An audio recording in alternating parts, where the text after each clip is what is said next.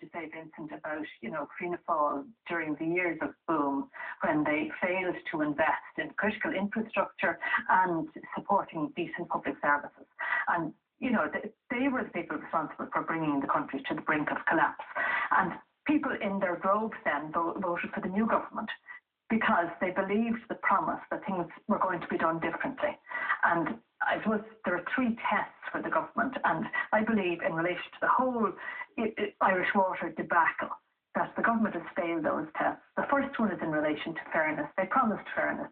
These aren't fair charges. These are flat rate charges that take no account of people's ability to pay, that, charge the same to a millionaire as they do to a lone parent living on the breadline. So there is no fairness whatsoever in that. And then give the same grant of €100 to everybody right across the board. The second test that the government has failed is the test of reform.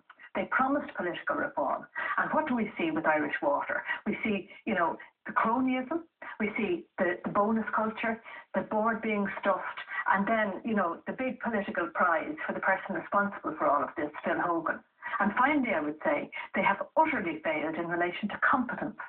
What people expect from the government is that decisions will be taken based on, the evidence that's there, and they'll be carried through in a way that ensures that we have services that operate properly, where things are done above board, where things are done fairly.